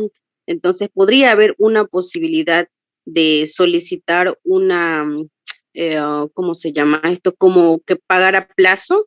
¿Podría darse esta situación, doctora? ¿O es que sí se puede proceder a anotar preventivamente por el tema del monto, me refiero? No le estoy entendiendo su pregunta. ¿Por qué pagar a plazo? Ya, hay un inmueble y la deuda, el inmueble vale $100,000 y la deuda es 1.000 bolivianos, ¿algo así? Exacto, doctora. Entonces, el juez tiene la facultad de anotarlo preventivamente por ese monto, siendo que la deuda es mínima, pues, ¿no? Si es que es único inmueble, sí, lamentablemente sí. Pero si es que existe otro bien de menor valor, entonces existen los principios, ¿no?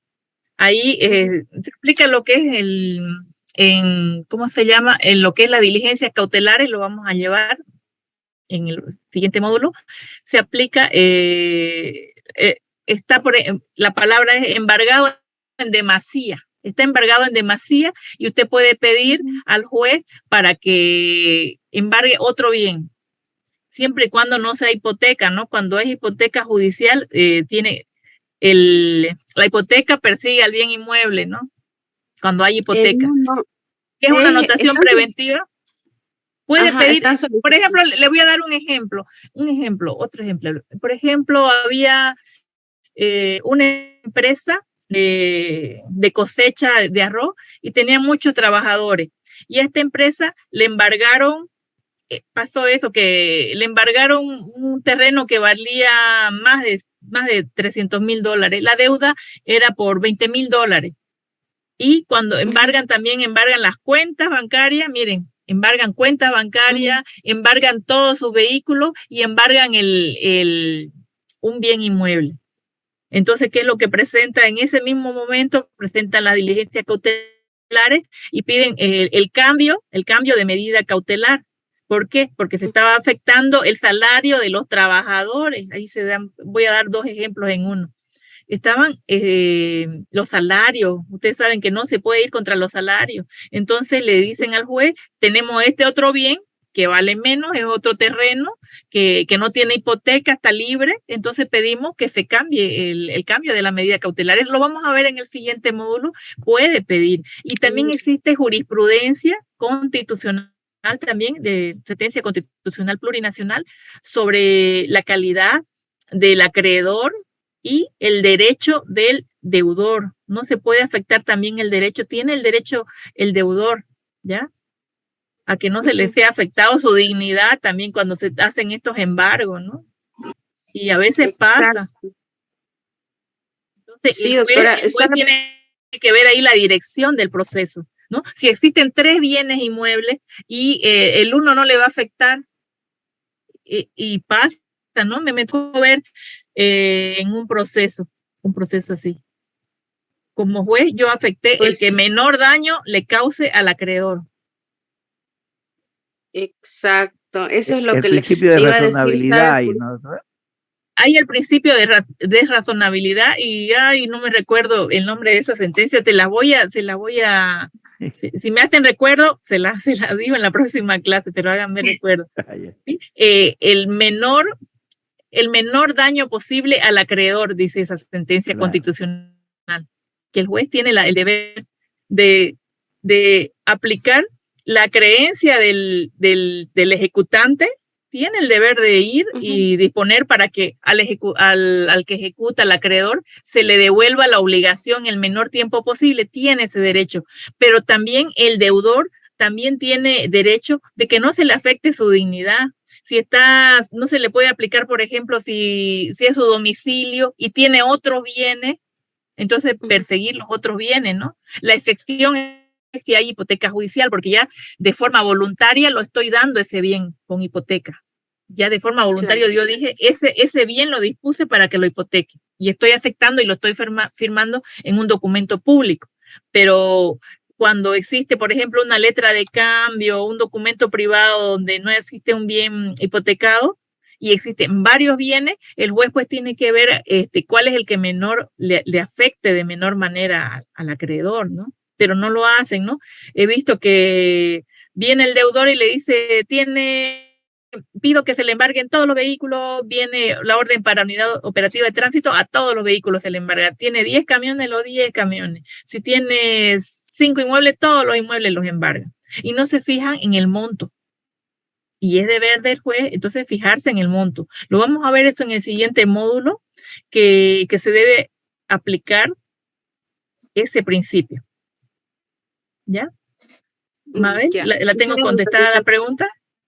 Sí, doctora, me sacó dudas, pero en este caso, doctorita, La anotación preventiva que están solicitando es por un tema de una demanda de resarcimiento de daño.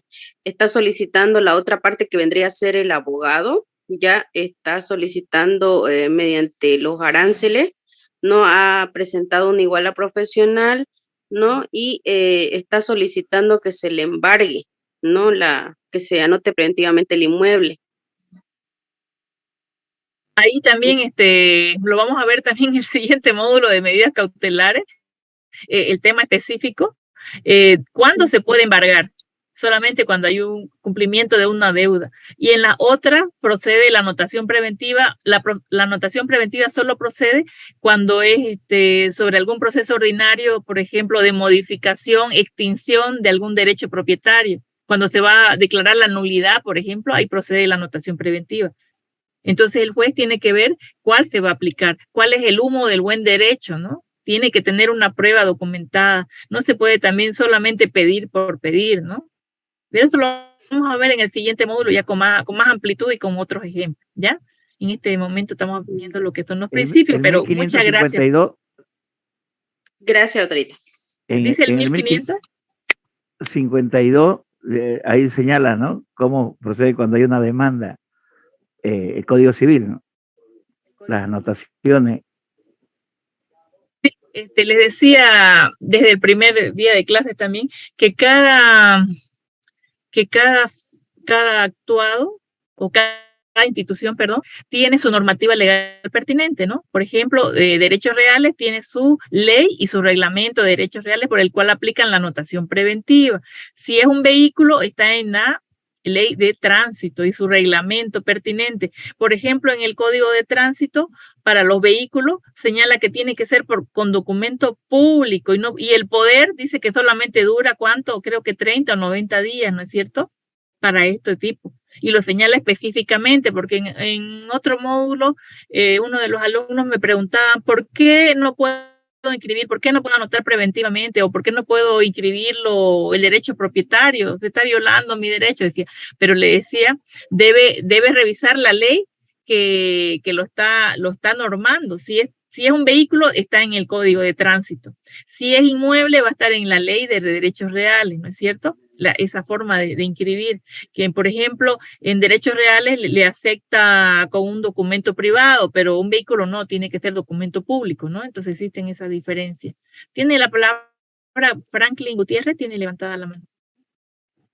Y quería volver al tema de los principios, doctora, y no quisiera irme ahí sin la respuesta. Ya, dígame. En el tema, digamos, del choque de competencias entre el fallo de familia que hablaba a un comienzo y la decisión de un juez civil. O sea, yo entiendo que ahí debe aplicarse un principio de prelación, que es el de familia.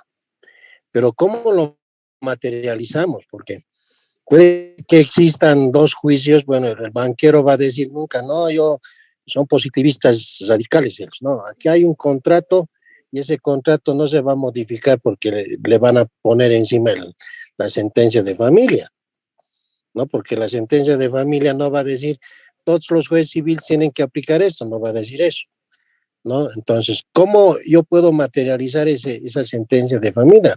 Yo creo que, bueno, es mi forma, yo pienso así, ¿no? Que no hay un procedimiento y lo único que se va a llegar al final es a una acción de amparo, pero no sé si estoy equivocado, doctorita. En ese vacío quisiera que usted me lo explique. Sí, y le cuento que sí sucedió, efectivamente ese caso se dio. Y no, pues como usted dice, el sistema financiero en su resolución planteó recurso de apelación por esa división que se realizó dentro de un remate, aplicando siempre los principios del Código Sustantivo, del Código Civil, sobre la prenda, ¿no? Que no se puede dividir en cuanto a los garantes, ¿no? Es lo que fundamentaba el sistema financiero. Y bueno, hubo el recurso de apelación, y luego se fueron a lo que es el amparo, ¿no? pero quedó como un caso aislado, sí, no quedó como jurisprudencia, eso es lo malo. Pero es un tema muy importante, ¿no? Se debería aplicar la Constitución por encima de todo, ¿no?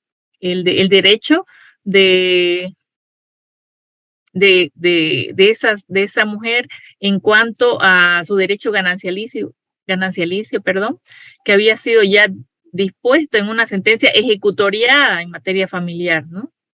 Pero aquí ya lo que le digo es la forma de interpretar, ¿no? Cada persona interpreta de forma diferente, entonces no hay una línea. A eso nos íbamos, que no hay una línea.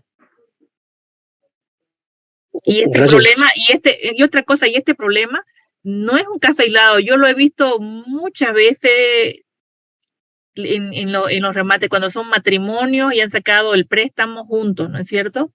Se ve mucho, se ve bastante. Entonces, es algo que puede promoverse el debate, ¿no? Si hay alguna otra interpretación, pero se ha dado este caso y lo vi, ¿no? De cerca ese proceso. Y lastimosamente, en ese caso, el banco planteó de forma extemporánea y se ejecutorió, le comento. Y plantearon un recurso, ¿no? Pero fue improbado. De ahí ya se fueron al amparo, pero creo que por subsidiariedad no llegó. Se ejecutorió esa división.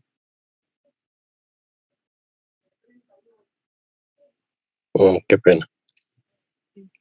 Pero se dio lo que es la división del bien inmueble porque ya estaba pagado y lo depositaron, como en ese caso, ¿no? El ejemplo que dimos, la mujer depositó todo el total del 50%. Ya lo que quería se ejecutorió en lo que es la división y ya solamente iba a proceder el remate del otro 50% que ya estaba dividido, inclusive ya estaba dividido en derechos reales, ejecutando la sentencia de familia. Se dividió, era un bien inmueble que tenía 1000 metros y se dividió en 500 metros. Se dividió, pero que lo que ocasionó un incidente de nulidad por el acta, porque ya estaba en pleno remate del 100%, ¿no? Se procedió a la nulidad de volver a señalar la audiencia de remate, pero solo del 50%. ¿Y saben qué es lo que estaba en litigio? Que la señora quería que se levante la hipoteca judicial. Y el banco estaba apelando, planteando recursos de reposición, porque no es posible que se levante la hipoteca, porque lo que les decía, ¿no? Que la hipoteca persigue al bien, ¿no es cierto? Y la hipoteca se realizó por el 100%. Y ya la señora había cancelado todo, ya se había hecho la nulidad, inclusive ya tenía el derecho propietario de su 50%, pero lo que estaba en litigio era que el banco no permitía que se levante la hipoteca. ¿Por qué? Porque eso no está normado, hay como hay un vacío, ¿no? En esa clase, cuando existe una sentencia de familia y se interpone con la sentencia ejecutoriada de materia civil, ¿no? Materia familia y materia civil, ¿no? Oscar Canedo tiene la palabra.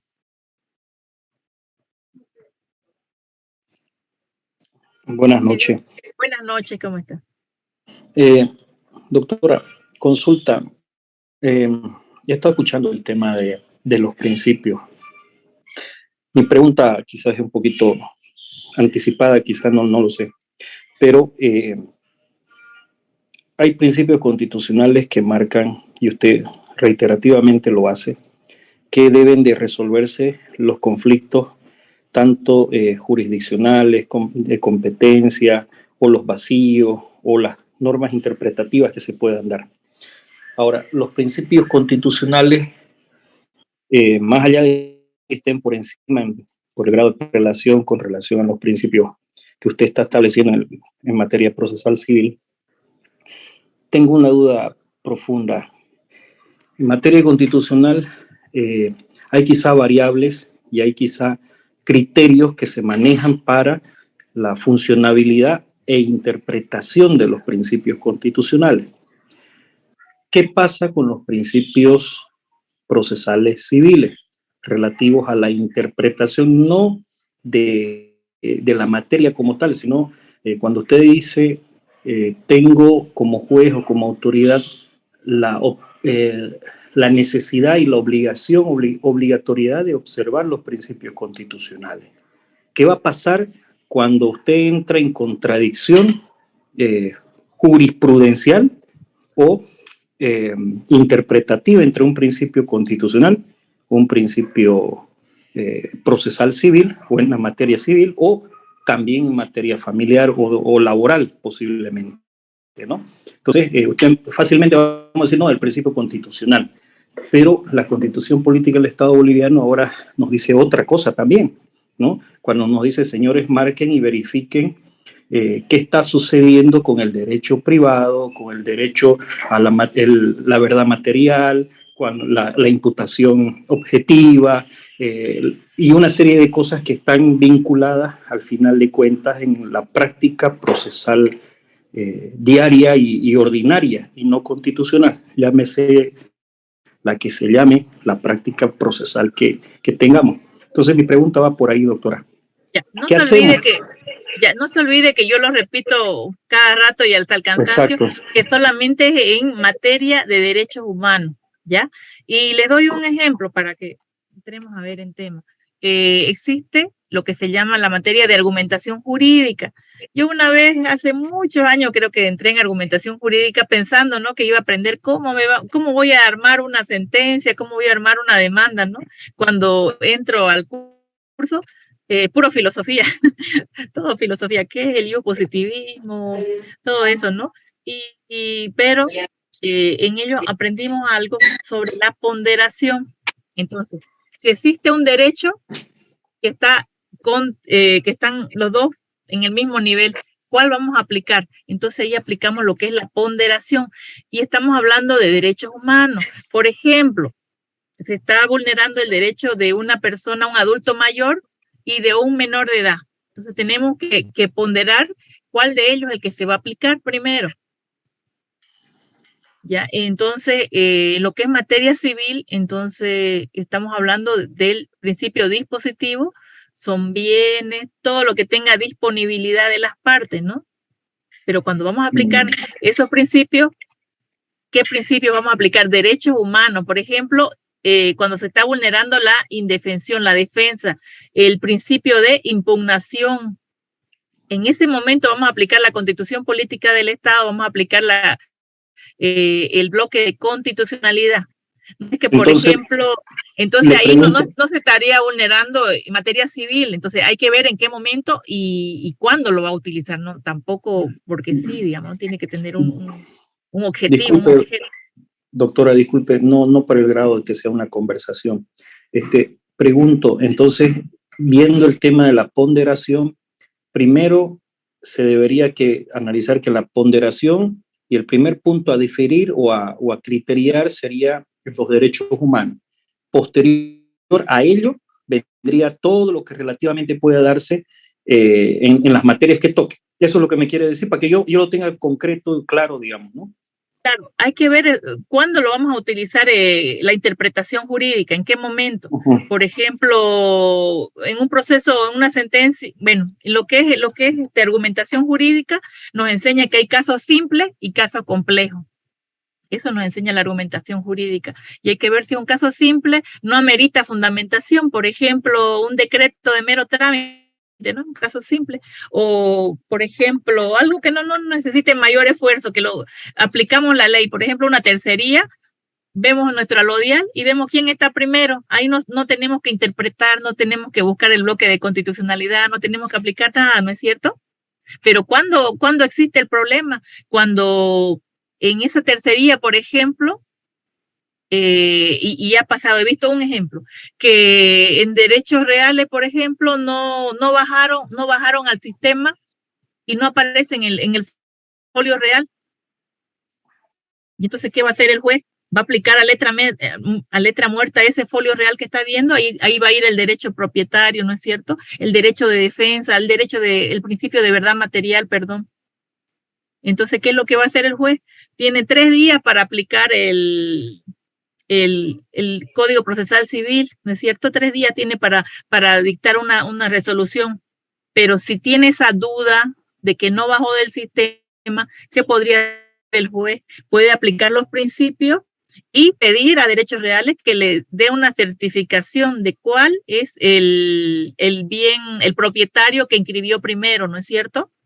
Hay dos alodiales, dos folios reales que dicen algo diferente. Uno puede Doctora, ser falso, ¿no es cierto? Uno puede ser doctora, falsificado. A ver. perdóneme, en la clase anterior, la segunda clase de la cuarta clase, usted planteaba casi el mismo ejemplo y decía, una tercería, que si bien es cierto, plantea tercería, pero si no tiene registrado su derecho propietario absoluto o total en los registros públicos, se declara improbada la tercería, ¿no? Entonces, bajo el principio de la verdad material, el señor, el propietario, tenía su documento, ejercía derechos sobre el vehículo, sobre el inmueble, sobre el vehículo, lo usaba, lo tenía, ¿no? Y punto. Pero había una verdad material. Lo compró, lo adquirió, pero no lo perfeccionó, ¿no? Ahora, usted ahorita hace otro análisis, ¿no es verdad? Entonces, por eso era en este están los dos inscritos en el folio real, en este ejemplo. En este otro ejemplo, uno no lo inscribió. Ahora, en el otro no lo inscribió, en este se lo inscribió. En cualquiera de los dos casos, ¿cuál sería el criterio interpretativo? O sea, mi gran contradicción mía en este momento es ¿dónde aplico en ese momento el derechos humanos? ¿No? Los principios del derecho. ¿Es lo que me estoy equivocando?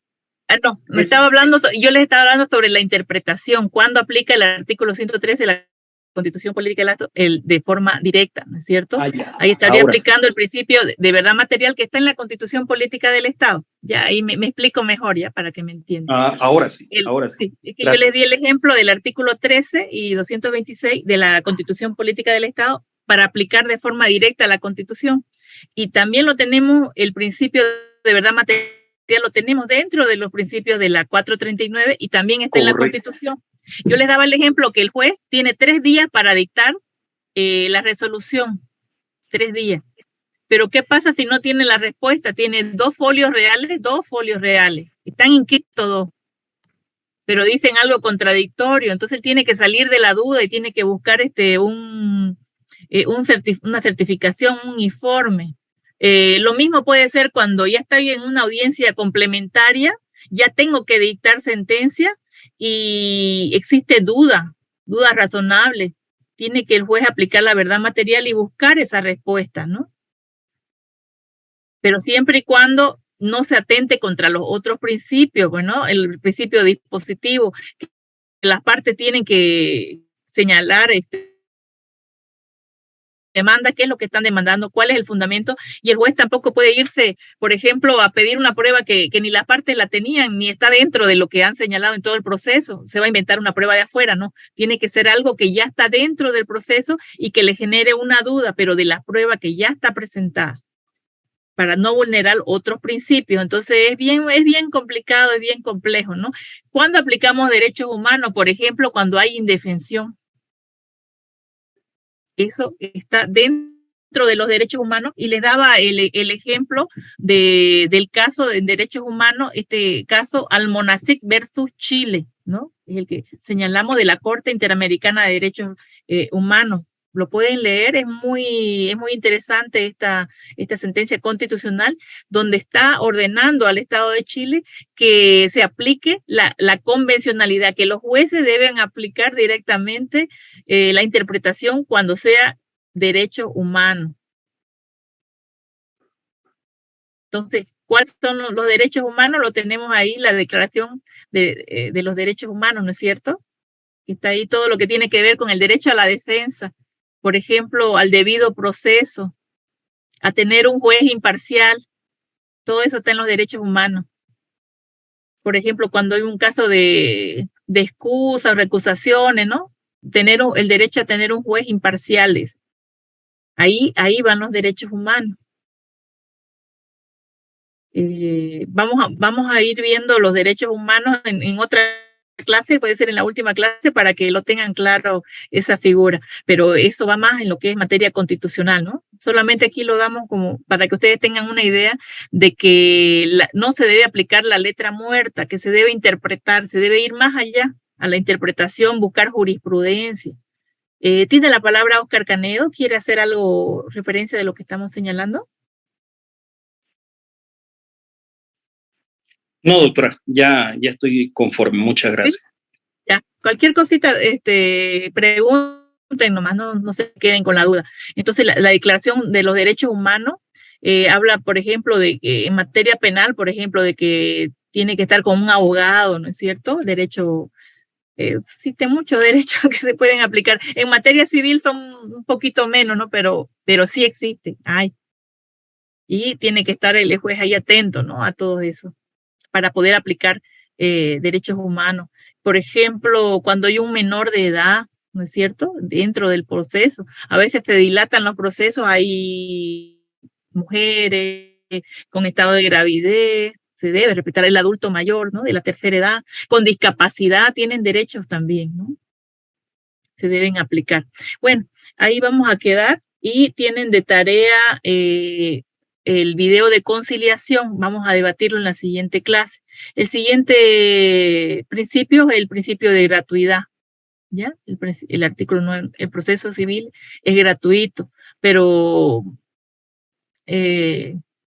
para ir un poquito al contexto, no se está aplicando, ¿no es cierto? En materia civil, ¿qué es lo primero que en los procesos monitorios, los ejecutivos, qué es lo que se paga? La cuantía, no se está aplicando, ¿no es cierto? Sigue la cuantía. Y si no fuera por la cuantía... Las notificaciones, no se mueve si no hay plata de los notificadores. Bueno, nos vamos a ir al antiguo código. En el antiguo código, ¿se acuerdan? Había los timbres, ¿no? Para dictar sentencia tenía que estar llena, una hojita llena de timbres, ¿no? Y la hojita de notificaciones tenía su costo, ¿no? Ahí estaba. Para hacer el mandamiento de embargo en otra papel valorado, ¿no es cierto? El papel membretado. Para la sentencia, si no tenía el papel membretado, no entraba sentencia, ¿no? Llegaba ahí los recaudos, decía. Para las conclusiones igual se pagaba, doctora. Exactamente. Y no sé quién hizo la pregunta, ¿no es cierto? O el comentario de los recursos, ¿no es cierto? Que dice, provea los recaudos de ley, dice, ¿no es cierto? Y cuando ese recaudo de ley son las fotocopias, ¿no? No hay esos recaudos, y ya, entonces ahí se estaría vulnerando el principio de gratuidad también, ¿no? Liliana Bedia tiene la palabra. Buenas noches, doctora. Buenas noches. Una consulta respecto a las tareas para subir al foro de la plataforma los videos de juicio oral y conciliación. Quería que me explique más o menos, estaba leyendo, tenemos que transcribir en 15 líneas, dice, eso, el criterio fundamentado con el Código del Proceso Procesal Civil. Quería saber si es así que tenemos que subir nosotros, ver el video y subir el criterio y fundamentarlo. No. La primera clase les expliqué,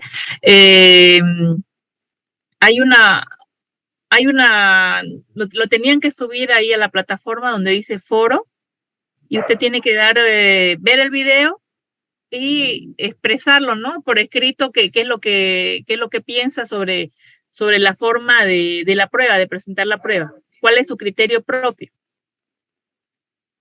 Ya. Tampoco, entonces eso sería tampoco 15 líneas, ¿no? Ya eso 5, 10 líneas, lo que puedan, ¿no? Pero que emitan ustedes su criterio de lo que piensan, cómo se debe presentar la prueba. Hay un vacío jurídico. Entonces, hasta el momento tenemos dos tareas, el de la conciliación y el del juicio oral, ¿no? De la prueba, ¿no? Cada semana hay un foro. La primera fue la presentación. Ustedes se presentaban, ¿no? En el foro. Sí. La segunda, ver esos 3 videos. Tenían que decir cómo lo interpretan ustedes, cómo la forma correcta de presentar la prueba. ¿Cuál de los 3 videos le parece el correcto? ¿O qué es lo que piensan sobre la presentación de la prueba? Esa era la segunda tarea. Y tienen hasta el último día de clase para entrar al foro. ¿Ya? Tienen el tiempo de ver los videos. Ahora, la tarea que tienen que hacer ahora es ver el video de conciliación y lo vamos a debatir el día miércoles, ¿ya? Y otra cosa, ya que están la mayoría, ¿qué día tenemos una clase para reponer? ¿Qué día la vamos a reponer?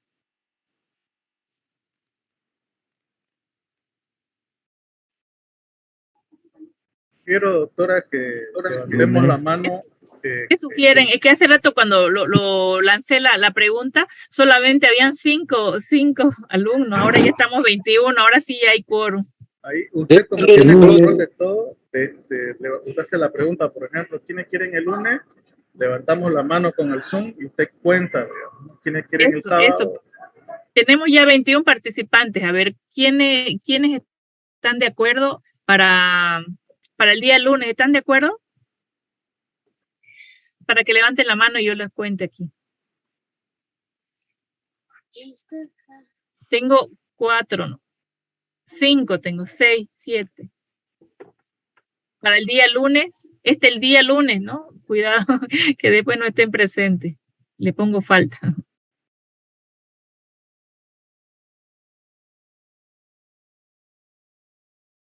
Ya, tengo 13 para el día lunes.